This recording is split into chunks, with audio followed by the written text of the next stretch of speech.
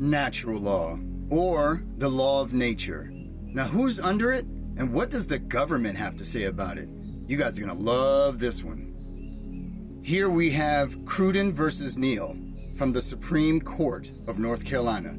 Let's see what they have to say. Let's get it. When a change of government takes place from a monarchical to a republican government, the old form is dissolved.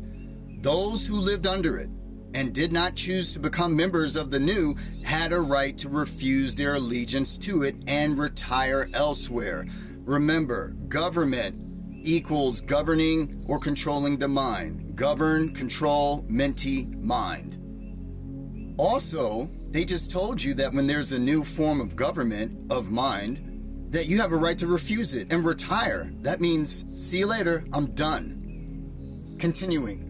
By being a part of society subject to the old government, they had not entered into any engagement to become subject to any new form the majority might think proper to adopt. Contracts. They didn't contract. Did you contract with the government? Did you put your wet ink signature on the Constitution or the laws of the United States to be under them? I think not.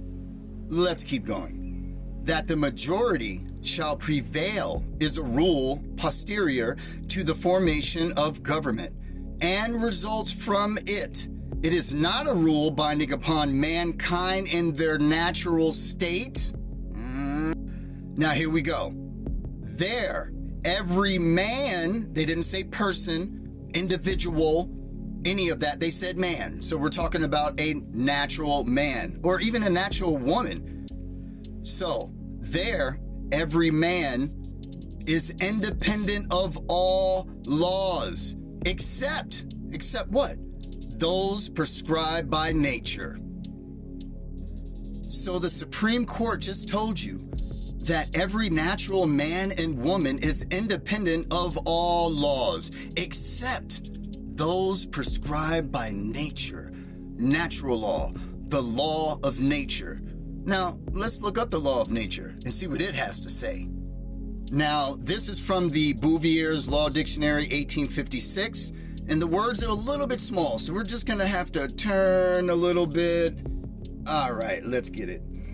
The law of nature.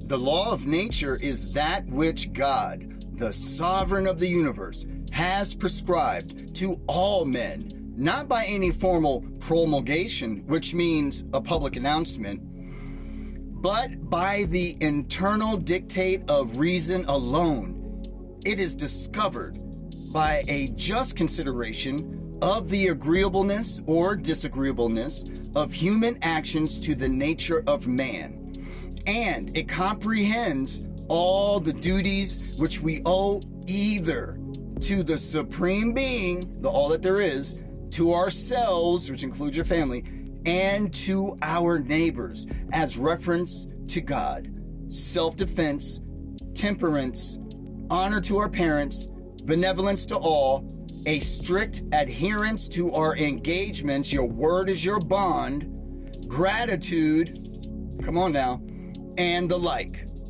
So what are they saying?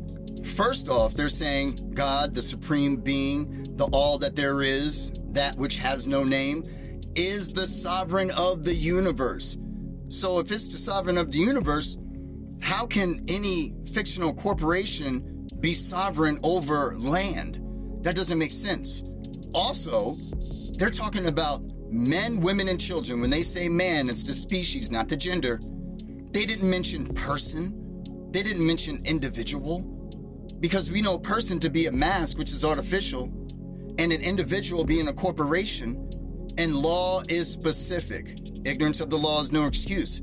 So if it's specific, they mention man and men. We're talking about natural men and women. So if you don't get it, I think you got it now. Let's read a couple more. Now there's about 8 in total, but I'm not about to read all 8 of them. We'll be here for 20 minutes. Let's get to these 2. Number 2, the primitive laws of nature may be reduced to 6, namely 1, comparative sagacity or reason, 2, self-love, 3, the attraction of the sexes to each other. 4, the tenderness of parents towards their children. 5, the religious sentiment. 6, sociability. So that's self-explanatory. Let's move on. 3, when a man is properly organized, he is able to discover moral good from moral evil. And the study of man proves that man is not only intelligent, but a free being. Man is free. Persons, individuals, and the like are not. Come on now. And he is therefore responsible for his actions. Take accountability. The judgment we form of our good actions produces happiness. On the contrary, the judgment we form of our bad actions produces unhappiness. Now let's turn back around. Here we go. And that's good. So to wrap it up, it is much better for you to state and claim that you are a natural man or woman. You can't be a natural person. What are you, a natural mask? That doesn't make sense. And you're not an individual because you're not a corporation. And you can't be a citizen because it doesn't apply to you. What are you, a citizen of Walmart? So natural men and women are under the laws of nature or natural law. If you call yourself any kind of person, individual, citizen, black, white, brown, you're artificial and you have no rights. And you definitely are not backed up by the Creator. So until next time, Sacre Corpus.